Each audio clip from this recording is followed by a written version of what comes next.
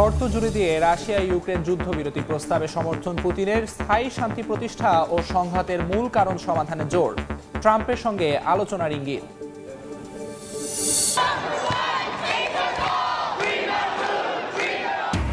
ফিলিস্তিনপন্থী মাহমুদ খলিলকে গ্রেফতারের প্রতিবাদে এবার ট্রাম্প টাওয়ারে বিক্ষোভ, আন্দোলনকারীদের আটক করেছে পুলিশ, মানবাধিকার কর্মীদের উদ্বেগ। অশান্ত সিরিয়া নিয়ে আন্তর্জাতিক কূটনৈতিক ও সামরিক তৎপরতা, দেশটি সফরে তুরস্কের উচ্চ পর্যায়ের প্রতিনিধি দল, দামেস্কে ইসরায়েলের বিমান হামলা। এবং বাংলাদেশি পর্যটক কমে যাওয়ায় কলকাতার ইফতার বাজারে ধস, ভিসা জটিলতাকেই দুষছেন স্থানীয় ব্যবসায়ীরা, দ্রুত সমাধানের দাবি।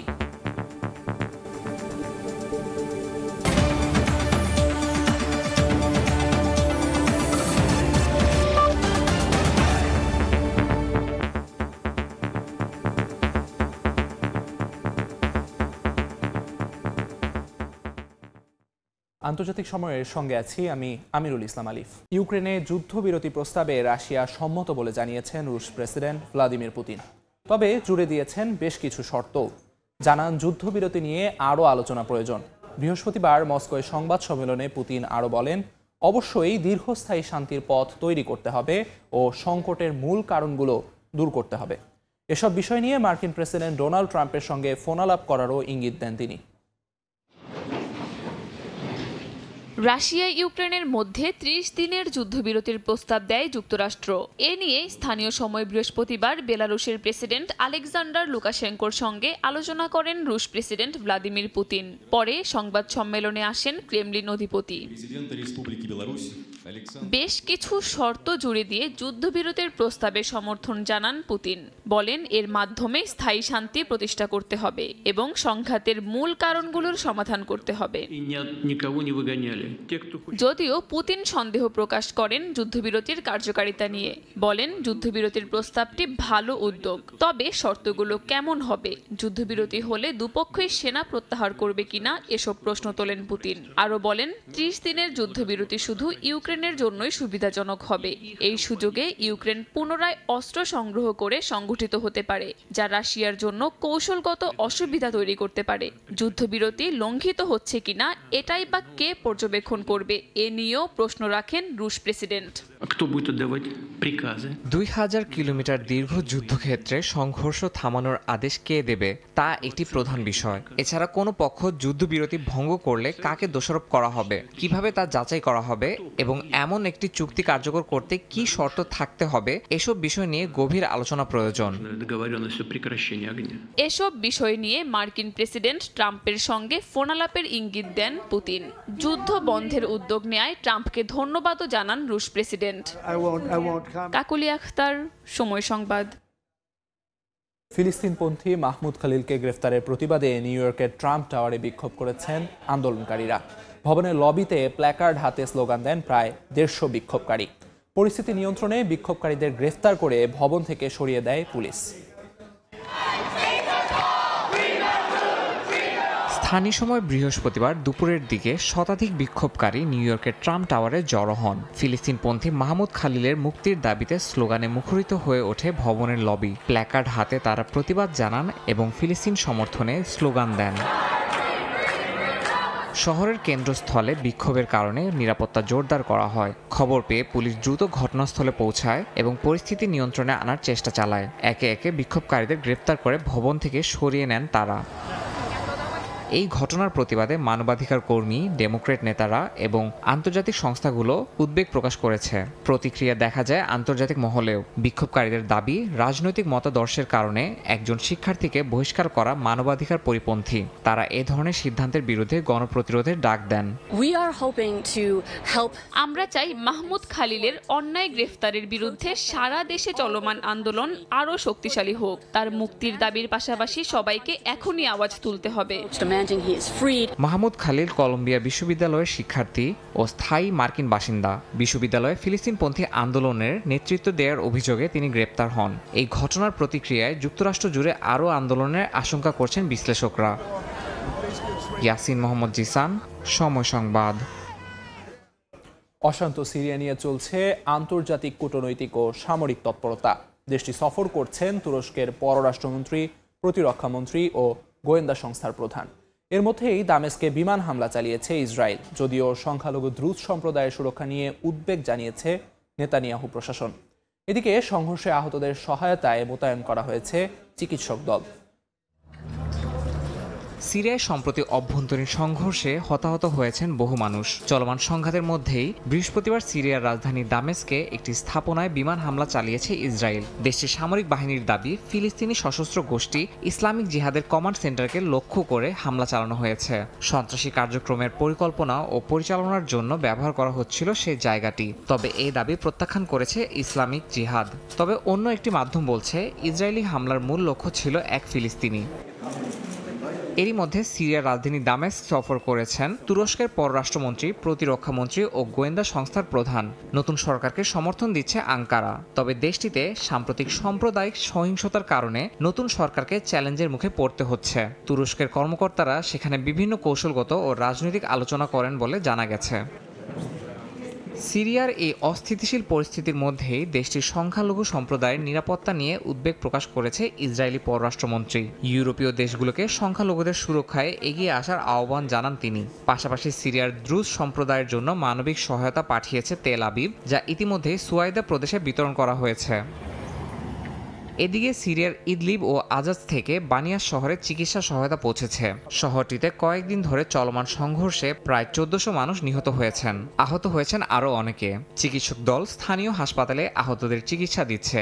এর পাশাপাশি প্রয়োজনীয় চিকিৎসা সরঞ্জাম ও ওষুধ সরবরাহ করেছে। ইয়াসিন মোহাম্মদ জিসান, সময় সংবাদ। যুক্তরাষ্ট্রের প্রতারণার ফাঁদে পড়ে আলোচনায় বসতে রাজি নয় ইরান। ট্রাম্পের সঙ্গে পরমাণু আলোচনাও নিষ্প্রয়োজনীয় বলে সাফ জানিয়ে দিয়েছেন সর্বোচ্চ ধর্মীয় নেতা আয়াতুল্লাহ আলী খামেনি। অন্যদিকে শহীদদের আদর্শে অটল থাকলে কোনো শত্রুই ইরানকে হারাতে পারবে না বলে হুঁশিয়ারি দিয়েছেন প্রেসিডেন্ট মাসুদ পেজেশকিয়ান। পারমাণবিক কর্মসূচি ঘিরে ক্রমেই বেড়ে চলেছে যুক্তরাষ্ট্র ইরান উত্তেজনা। গেল সপ্তাহে আলোচনার প্রস্তাব সম্বলিত একটি চিঠি তেহরানে পাঠিয়েছিলেন ট্রাম্প। মার্কিন প্রেসিডেন্টের কাছ থেকে চিঠি পাওয়ার খবর নিশ্চিত করেই আবারও আলোচনায় বসতে অস্বীকৃতি জানালেন ইরানের সর্বোচ্চ ধর্মীয় নেতা আয়াতুল্লাহ আলী খামেনি। খামেনি দাবি করেন যুক্তরাষ্ট্র নিজেই আলোচনার উদ্যোগ নিলেও ট্রাম্প এই সিদ্ধান্তের সম্মান করবেন না। আর এমন হলে এই আলোচনার কোনো প্রয়োজন নেই বলে সাফ জানিয়ে দেন তিনি। এ সময় 2015 সালে করা পরমাণু চুক্তি থেকে 2018 সালে ট্রাম্পের বেরিয়ে গিয়ে নিষেধাজ্ঞা পুনর্বহালের বিষয়টি স্মরণ করেন খামেনি। বলেন, এবারও যুক্তরাষ্ট্র নিষেধাজ্ঞা শিথিল করবে না, বরং শুধু ইরানের ওপর চাপ বাড়াবে। ইরানের পারমাণবিক স্থাপনাগুলোয় হামলা চালালে এর প্রতিশোধ নেওয়া হবে বলেও সতর্ক করে দিয়েছেন আয়াতুল্লাহ খামেনি। তিনি বলেন, ইরান যুদ্ধ চায় না, তবে মার্কিনরা বা তাদের এজেন্টরা যদি কোনো ভুল পদক্ষেপ নেয় তবে তেহরানের জবাব হবে চূড়ান্ত ও নিশ্চিত, আর এতে ওয়াশিংটনের ব্যাপক ক্ষতি হবে। অন্যদিকে জাতীয় ঐক্যের উপর গুরুত্ব দিচ্ছেন প্রেসিডেন্ট মাসুদ পেজেশকিয়ান। তিনি মনে করেন দেশের অভ্যন্তরীণ বিভীতি বাইরের শক্তিগুলোকে সুযোগ করে দিচ্ছে। শহীদদের আদর্শে অটল থাকলে কোনো শত্রুই দেশটিকে হারাতে পারবে না বলেও হুঁশিয়ারি দিয়েছেন পেজেশকিয়ান। মালিহা সুহরাওয়ার্দী, সময় সংবাদ। পবিত্র রমজানে ইরানের অর্থনৈতিক সংকটের প্রভাব পড়ছে বাসিন্দাদের জীবনযাত্রায়। সিয়াম সাধনার মাসে চাকরি হারিয়ে অনেকে নিঃস্ব হয়ে পড়েছেন। সামনে ঈদ উল ফিতর থাকলেও কেনাকাটা করতে পারছেন না তারা। আর এতেই পরিস্থিতি বেশ অস্বাভাবিক মনে হচ্ছে ইরানিদের। চলছে মুসলমানদের পবিত্র রমজান মাস। এ মাসে বিভিন্ন ধর্মীয় নিয়মকানুন মেনে চলেন তারা। বিশেষ করে দীর্ঘ এক মাস সিয়াম সাধনার পর আসে সবচেয়ে বড় ধর্মীয় উৎসব ঈদ উল ফিতর। আর ঈদ উপলক্ষে নতুন জামা কাপড় এবং বাহারি সব খাবারের আয়োজন করা হয়। সব দেশের মুসলমানের মতো ইরানেও চলছে রমজান মাস। তবে দেশটির এবারের রমজান অন্যান্য বছরের থেকে কিছুটা ব্যতিক্রম যাচ্ছে বাসিন্দাদের জন্য। কারণ ইরানে চলছে অর্থনৈতিক সংকট। এ মাসে চাকরি হারিয়ে অনেকে নিঃস্ব হয়ে পড়েছেন। সামনে ঈদ উল ফিতর থাকলেও কেনাকাটাও করতে পারছেন না তারা। আর এতেই পরিস্থিতি বেশ অস্বাভাবিক মনে হচ্ছে ইরানিদের। এখানকার অর্থনৈতিক অবস্থা সবসময় খারাপ থাকে, তবুও আমি অসন্তুষ্ট নয়। আমি মনে করি প্রতিদিনের রিজিক সৃষ্টিকর্তার কাছে থাকে। তারা যতই বলুক ডলার, স্বর্ণ সবকিছুর দাম বেড়ে গেছে, সৃষ্টিকর্তার কাছে এগুলো কিছুই না। পরিস্থিতি এমন পর্যায়ে পৌঁছেছে, সাধারণ দিনের সঙ্গে রোজার দিনের কোনো ভিন্নতা খুঁজে পাওয়া যাচ্ছে না। বর্তমানে মুদ্রাস্ফীতি ও ডলারের দামের প্রভাবে মানুষ বাজারও যেতে পারছেন না। বিশ্লেষকরা বলছেন, ইরানের অর্থনৈতিক সংকট রমজানের আনন্দ এবং পরিবেশকে প্রভাবিত করেছে। নিষেধাজ্ঞা এবং অর্থনৈতিক সমস্যার কারণে মানুষের ক্রয় ক্ষমতা হ্রাস পেয়েছে। এই অবস্থা শুধু বাজারের উপরেই নয়, সামাজিক এবং ধর্মীয় জীবনের উপরও গভীর প্রভাব ফেলেছে। নাদিম মারজান, সময় সংবাদ। বাংলাদেশি পর্যটক কমে যাওয়ায় কলকাতার সবচেয়ে বড় দুটি ইফতার বাজারে বেচাকেনায় ধস নেমেছে। জাকারিয়া স্ট্রিট ও কলিন স্ট্রিটের বাজারের অনেক ব্যবসায়ী জানান এই মন্দার কথা। এর মূল কারণ হিসেবে ভিসা জটিলতাকেই দুষছেন তারা। বিস্তারিত জানাচ্ছেন সুব্রত আচার্য, ছবি তুলেছেন বিশ্বজিৎ দাস। প্রতি বছরের মতো এবছরও পবিত্র রমজান মাসে কলকাতার বিভিন্ন এলাকায় বসেছে ইফতার বাজার। এর মধ্যে অন্যতম জাকারিয়া স্ট্রিট ও কলিন স্ট্রিটের ইফতার বাজার। দুপুরের পর থেকে এখানে ধীরে ধীরে ইফতারের পসরা সাজিয়ে বসতে শুরু করেন দোকানিরা। তবে এবছর নেই সেই চিরচেনা রূপ। এবার কলকাতার এই দুটো বড় ইফতার বাজারে ধস নেমেছে বেচা বিক্রিতে। ভিসা সংক্রান্ত জটিলতার কারণে অনেক বাংলাদেশি আসতে না পারায় এমন দশা বলছেন ভারতীয় ব্যবসায়ীরা। এখানে বন্ধ করে দিয়েছে, এখন দিতে আসছে না, লোক আসছে না। এখানে আমাদের যে সব হোটেল ফোটেল চলতো, ওরা আসতো, এখন ওরা আসেনি, সেই জন্য এত দোকানে কোনো এত বাজার নেই। আমরাও ব্যবসা একটু খারাপ হয়েছে। বাজার এখন অত ভালো নেই, হালকা সা নর্মাল আছে। প্রথম ছিল বাজার ছিল, এরকম বাজার নেই এখন। কেবল ইফতার বাজার নয়, বাংলাদেশি পর্যটক কম থাকায় কলকাতার বিভিন্ন খাবারের দোকানের বিক্রিও ঠেকেছে তলানিতে। গেল কয়েক বছর ইফতারের সময় যে রেস্টুরেন্টগুলোতে টেবিল পাওয়া কঠিন হয়ে যেত, এখন সেখানে হাতে গোনা কয়েকজন বাংলাদেশি পর্যটককে দেখা যায় ইফতার করতে। দেশ বিদেশের পর্যটকরা যারা রোজা রাখেন তাদের অধিকাংশেরই দ্রষ্টব্য এই জাকারিয়া স্ট্রিট। যেহেতু বাংলাদেশি পর্যটকরা এবার ভিসা সংক্রান্ত জটিলতার কারণে কলকাতা আসতে পারছেন না, তাই সরাসরি এই জাকারিয়া স্ট্রিটের ইফতারির বাজারেও তার নেতিবাচক প্রভাব পড়েছে, এমনটাই জানালেন স্থানীয় ব্যবসায়ীরা। কলকাতার জাকারিয়া স্ট্রিট থেকে সুব্রত আচার্য, সময় সংবাদ। ইথিওপিয়ার যুদ্ধ বিধ্বস্ত টাইগ্রে অঞ্চলে যুক্তরাষ্ট্রের খাদ্য সহায়তা বিতরণ বন্ধ করে দিয়েছে আন্তর্জাতিক ত্রাণ সংস্থাগুলো। মার্কিন প্রশাসনের বিদেশি সহায়তা সংক্রান্ত নিষেধাজ্ঞার কারণে তহবিল সংকটে পড়েছে অঞ্চলটির বাসিন্দারা। এতে 12 থেকে 14 লাখ মানুষ চরম ঝুঁকিতে পড়তে পারে বলে জানিয়েছে টাইগ্রে দুর্যোগ ব্যবস্থাপনা কমিশনার।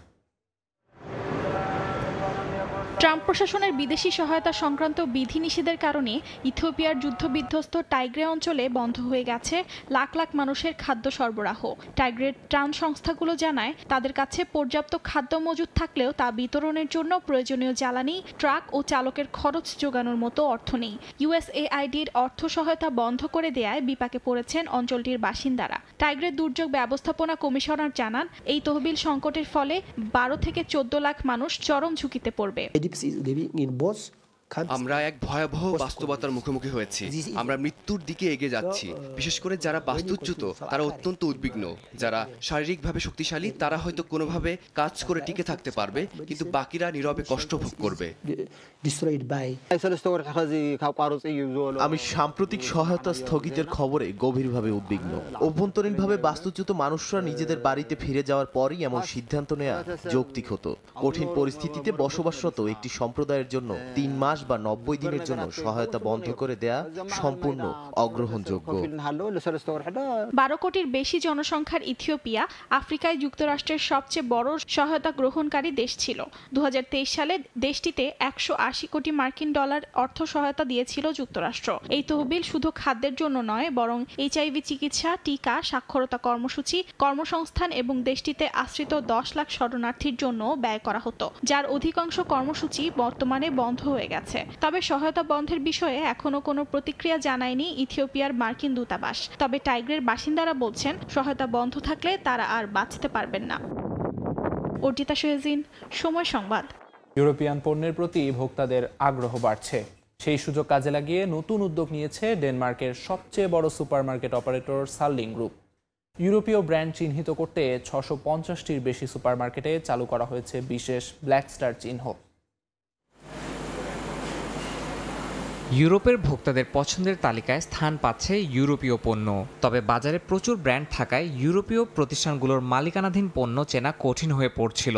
তবে গ্রাহকদের সুবিধার্থে নতুন পদক্ষেপ নিয়েছে ডেনমার্কের সার্লিং গ্রুপ। তাদের সুপারমার্কেটগুলোতে এখন ইউরোপীয় ব্র্যান্ডের পণ্যের পাশে থাকবে ব্ল্যাক স্টার চিহ্ন।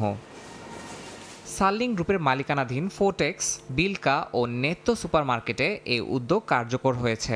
গ্রুপের নির্বাহী ভাইস প্রেসিডেন্ট জানান, পণ্যের উৎপত্তি নয় বরং ব্র্যান্ডের মালিকানার ভিত্তিতে এ চিহ্ন দেওয়া হবে। এতে গ্রাহকদের জন্য পণ্য নির্বাচন সহজ হবে বলে মনে করছেন প্রতিষ্ঠানটি। নতুন এই উদ্যোগ এরই মধ্যে বেশ জনপ্রিয়তা পেয়েছে। গ্রাহকরা এই উদ্যোগকে অনেক প্রশংসা করছেন। এছাড়া যুক্তরাষ্ট্রের প্রেসিডেন্ট ডোনাল্ড ট্রাম্পের শুরু করা বাণিজ্য যুদ্ধের মধ্যে মার্কিন পণ্যের বদলে ইউরোপীয় পণ্য কেনাটাই শ্রেয় মনে করছেন ভোক্তারা। এটা আমার জীবন অনেক সহজ করে দিয়েছে। দারুণ একটি উদ্যোগ। যারা এটা করেছেন তাদের সবাইকে অসংখ্য ধন্যবাদ। প্রাথমিকভাবে ডেনমার্কের 650টির বেশি সুপারমার্কেটে কার্যকর হয়েছে ব্ল্যাক স্টার উদ্যোগ। তবে ভবিষ্যতে জার্মানি ও পোল্যান্ডের বাজারেও এটি চালু করার পরিকল্পনা আছে সার্লিং গ্রুপের। ইয়াসিন মোহাম্মদ জিসান, সময় সংবাদ। ইউরোপীয় ইউনিয়নের অ্যালকোহল জাতীয় পণ্যের ওপর 200% শুল্ক আরোপের হুমকি দিয়েছেন মার্কিন প্রেসিডেন্ট ডোনাল্ড ট্রাম্প। স্থানীয় সময় বৃহস্পতিবার ট্রুথ সোশ্যালে এ নিয়ে পোস্ট করেন প্রেসিডেন্ট ট্রাম্প। জানান, ইইউ আমেরিকান হুইস্কির ওপর 50% শুল্ক বাতিল না করলে তিনি এই পদক্ষেপ নেবেন। দ্রুত আমেরিকান হুইস্কির ওপর শুল্ক বাতিল না করলে ফ্রান্স সহ ইইউ এর শ্যাম্পেইন, সব ধরনের ওয়াইন ও অন্যান্য অ্যালকোহল জাতীয় দ্রব্যের ওপর এ শুল্ক আরোপ করা হবে বলেও জানান প্রেসিডেন্ট ট্রাম্প। এর আগে বুধবার ইউরোপিয়ান কমিশন জানায় তারা যুক্তরাষ্ট্রের 2600 কোটি ইউরো মূল্যের পণ্যের ওপর শুল্ক আরোপ করবে আগামী মাস থেকে। ইউরোপের ইস্পাত ও অ্যালুমিনিয়ামের ওপর ট্রাম্পের 25% শুল্কের প্রতিশোধমূলক ব্যবস্থা হিসেবে এ পদক্ষেপ নেওয়া হয়েছে বলে জানায় ইইউ। ইতালির নেপলসে 4.4 মাত্রার ভূমিকম্প আঘাত হেনেছে। এতে আহত হয়েছেন 11 জন। খবর পেয়ে দ্রুত ঘটনাস্থলে পৌঁছে আহত ব্যক্তিদের উদ্ধার করে হাসপাতালে ভর্তি করে ফায়ার সার্ভিস। স্থানীয় সময় বৃহস্পতিবার ভোরে আঘাত হানা এ ভূমিকম্পে আতঙ্কিত হয়ে পড়ে শহরটির বাসিন্দারা। নিরাপত্তার স্বার্থে একটি রাত বাড়ির বাইরে অবস্থান করেন তারা। বন্ধ ঘোষণা করা হয় বেশ কয়েকটি শিক্ষা প্রতিষ্ঠানও। নতুন একটি মানব সদৃশ রোবট মডেল উন্মোচন করেছে চীনের অ্যাজিবট কোম্পানি, যেটি সাইকেল চালানো থেকে শুরু করে হোভারবোর্ডের উপর ভারসাম্য রক্ষা করা, এমনকি সেলাই করার মতো কাজও করতে পারে। শুধু তাই নয়, প্রায় মানুষের মতোই চলাচল করতে সক্ষম রোবটটি। কৃত্রিম বুদ্ধিমত্তা ও প্রযুক্তির নিখুঁত সমন্বয়ে বানানো রোবটটি ভবিষ্যতে প্রবীণদের সেবা ও পারিবারিক সঙ্গীর মতো ভূমিকা রাখতে পারবে বলে আশা সংশ্লিষ্টদের। ভারসাম্য বজায় রেখে একদম মানুষের মতোই সাইকেল চালাতে সক্ষম লিজিং X2 রোবট। স্থানীয় সময় মঙ্গলবার চীনের সাংহাইয়ে নতুন এই রোবটটি উন্মোচন করেছে অ্যাজিবট কোম্পানি। 1.3 মিটার উচ্চতা ও 33.8 কেজি ওজনের রোবটটি শুধু সাইকেল চালানোই নয়, খেলাধুলা সহ আরও অনেক কার্যক্রমও অত্যন্ত দক্ষতার সঙ্গে করতে সক্ষম। অ্যাজিবটের সহ প্রতিষ্ঠাতা পেং জানান, রিইনফোর্সমেন্ট লার্নিং ও ইমিটেশন লার্নিং অ্যালগোরিদম ব্যবহার করায় রোবটটি অসাধারণ গতিশীলতা অর্জন করেছে। সেলাই করার মতো কঠিন কাজও করতে পারে লিজিং X2। আবার কেউ অসুস্থ হলে বিভিন্ন স্বাস্থ্য পরামর্শ দেবে রোবটটি। লিজিং X2 মূলত এই সিরিজের দ্বিতীয় মডেল, যা মানুষের শ্বাস প্রশ্বাসের ছন্দ নকল করতে পারে। অঙ্গভঙ্গির মাধ্যমে মানুষের সঙ্গে যোগাযোগ করা সহ মানুষের মতোই কৌতূহলী ভাবও প্রকাশ করতে সক্ষম এটি। রোবটটি অত্যাধুনিক প্রযুক্তি ও আঘাত প্রতিরোধী নমনীয় উপকরণ দিয়ে তৈরি। মানুষের অভিব্যক্তি ও কণ্ঠস্বরের স্বর বুঝে উপযুক্ত প্রতিক্রিয়া জানাতে সক্ষম। লিজিং X2 ভবিষ্যতে মানুষের দৈনন্দিন জীবনের গুরুত্বপূর্ণ সহযোগী হয়ে উঠতে পারে বলে আশা রোবট সংশ্লিষ্টদের।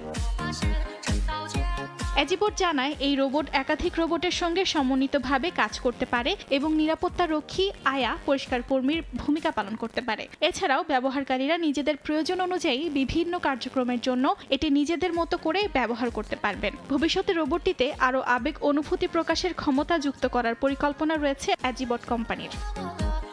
অর্জিতা শেহজিন, সময় সংবাদ। ইকুয়েডরের সবচেয়ে কুখ্যাত কারাগারের বাইরে বিস্ফোরণে এক প্রহরী নিহত হয়েছেন। আহত হয়েছেন আরও 2 জন। স্থানীয় সময় বৃহস্পতিবার লিটোরাল পেনিটেনশিয়ারি কারাগারের বাইরে এ ঘটনা ঘটে। বিস্ফোরণের কারণে ধ্বংস হয়ে গেছে বেশ কিছু গাড়ি। ক্ষতিগ্রস্ত হয়েছে কারাগারের প্রবেশপথ। গাড়ির ভেতর বিস্ফোরক রাখা ছিল বলে জানিয়েছে স্থানীয় পুলিশ। আহতদের উদ্ধার করে স্থানীয় হাসপাতালে নেওয়া হয়েছে। এই ঘটনা ইকুয়েডরে দীর্ঘদিন ধরে চলমান সহিংসতাকে আরও উস্কে দিতে পারে। অভিবাসীদের জন্য নতুন ভিসা নীতি সহ কর্মীদের ভিসা পরিবর্তনের সিদ্ধান্ত নিয়েছে দক্ষিণ কোরিয়া। প্রযুক্তিতে উন্নয়নের ধারা অব্যাহত রাখতে বিদেশি দক্ষ তরুণদের ভিসা প্রাপ্তিতে অগ্রাধিকারের কথা ভাবছে দেশটির সরকার। জনসংখ্যা কম এমন এলাকায় ভিসার ধরন পরিবর্তনেরও সুযোগ পাবেন ৮ শতাধিক কর্মী। দক্ষিণ কোরিয়া থেকে মোহাম্মদ হানিফের প্রতিবেদন। দক্ষিণ কোরিয়াতে যাওয়া বিদেশিদের বড় একটা অংশই তরুণ। তাই স্থানীয় জনসংখ্যা হ্রাসের পরিপ্রেক্ষিতে দক্ষ বিদেশিদের প্রতি গুরুত্ব দিচ্ছে দেশটির সরকার। প্রযুক্তিতে উন্নয়নের ধারা অব্যাহত রাখতে এরই মধ্যে কোম্পানিগুলো থেকে ১,০০০-এরও বেশি প্রকৌশলী নিয়োগের সিদ্ধান্ত আসছে বলে জানিয়েছেন ভারপ্রাপ্ত প্রেসিডেন্ট চৈ চাং-মক, যাদের ভিসার ধরন হবে টপ টায়ার। টপ টায়ার ভিসাধারীরা দেশটিতে পরিবার নিয়ে স্থায়ীভাবে বসবাস করার সুযোগ পাবেন। ১ বছর থাকার পর F2-তে রূপান্তর করতে পারবেন। পাশাপাশি থাকছে কোম্পানি পরিবর্তনের সুযোগ। এই সুযোগ শুধুমাত্র দক্ষিণ কোরিয়ার ইউনিভার্সিটিগুলোতে যারা উচ্চশিক্ষা গ্রহণ করে। ইতিপূর্বে কিন্তু এই সুযোগ ছিল না। এখান থেকে উচ্চশিক্ষা গ্রহণ করে তারা অন্যান্য দেশে চলে যেতে হতো। এখন থেকে এই দেশেই তাদের কেরিয়ার করার সুযোগ তৈরি হলো। এদিকে সরকার শীর্ষ ১০০টি বিশ্ববিদ্যালয় থেকে স্নাতকোত্তর বা ডক্টরেট ডিগ্রিধারী বিদেশি নাগরিকদের জন্য D10T ভিসা প্রদান করবে। এর মাধ্যমে কর্মসংস্থানের জন্য তারা ২ বছর পর্যন্ত দক্ষিণ কোরিয়ায় থাকতে পারবেন। জনসংখ্যা কম এমন এলাকায় ভিসার ধরন পরিবর্তন করে F2R করার সুযোগ পাবেন প্রায় ৮ শতাধিক কর্মী। এই ভিসায় স্বামী স্ত্রী উভয়ই চাকরির অনুমতি পাবেন। এর আবেদন চলতি মাস থেকে শুরু হয়েছে, চলবে ২০২৬ সাল পর্যন্ত। কোরিয়াতে যে প্রদেশগুলো, যে অঞ্চলগুলা জনসংখ্যা কম, ওইসব এলাকার জন্য এই F2R ভিসাটা মূলত কোরিয়ান সরকার চালু করা হয়েছে। কোরীয় যুদ্ধের সময় সহায়তাকারী দেশগুলোর তরুণদের জন্য ইউথ ড্রিম ভিসা চালুর সিদ্ধান্ত নিয়েছে দেশটির সরকার। দক্ষিণ কোরিয়া থেকে মোহাম্মদ হানিফ, সময় সংবাদ। মৌসুম শুরুর আগেই জাপানের টোকিও রঙিন হয়ে উঠেছে চেরি ব্লসমের মোহময় রঙে। টোকিওর উয়েনো পার্কে ভিড় জমিয়েছেন দেশি বিদেশি পর্যটকেরা। অনেকে ক্যামেরা বন্দি করছেন নয়নাভিরামের দৃশ্য। জাপানের চেরি ব্লসম বা সাকুরা মৌসুম শুরু হতে আরও ১ সপ্তাহ বাকি, কিন্তু টোকিওর উষ্ণ আবহাওয়ার কারণে শহরটি আগেই ভরে উঠেছে চেরি ফুলের শুভ্র গোলাপি রঙে। সুযোগ হাতছাড়া না করে পার্কগুলোতে জড়ো হয়েছেন পর্যটকেরা। কেউ ছবি তুলছেন, কেউ প্রিয়জনের সঙ্গে উপভোগ করছেন নয়নাভিরাম এই দৃশ্য। এখনো ফোটেনি সব গাছের ফুল, তবে মৌসুমের আগেই মনোমুগ্ধকর শোভা উপভোগ করতে পেরে খুশি দর্শনার্থীরা। নেই তাদের উচ্ছ্বাসের কমতিও। আমি প্রথমবারের মতো চেরি ফুল দেখছি। আমার মনে হয় এখনো ফুলগুলো পুরোপুরি ফোটেনি, কিন্তু তবুও এগুলো দেখতে অনেক সুন্দর লাগছে। চেরি ফুল ছবি তোলার জন্য বেশ সুন্দর। আবহাওয়াবিদরা জানান, গরম আবহাওয়ার কারণে জাপান জুড়ে এবার আগেই চেরি ফুল ফুটতে শুরু করেছে। আগামী ২১ মার্চ নাগাদ টোকিওতে সাকুরা পুরোপুরি ফুটবে বলেও জানান তারা। মৌসুমের আগেই বিভিন্ন দেশ থেকে আসতে শুরু করেছেন পর্যটকেরা। ভিড় করছেন স্থানীয় বাসিন্দারাও। কাকলি আখতার, সময় সংবাদ। আন্তর্জাতিক সময়ের শীর্ষ সংবাদগুলো জানিয়ে দিচ্ছি আরেকবার। শর্ত জুড়ে দিয়ে রাশিয়া ইউক্রেন যুদ্ধবিরতি প্রস্তাবে সমর্থন পুতিনের। স্থায়ী শান্তি প্রতিষ্ঠা ও সংঘাতের মূল কারণ সমাধানে জোর। ট্রাম্পের সঙ্গে আলোচনা করার ইঙ্গিত।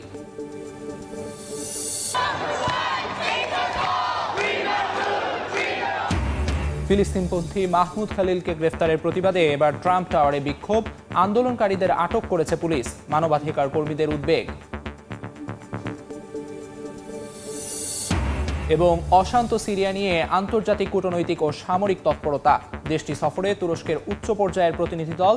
দামেস্কে ইসরায়েলের বিমান হামলা।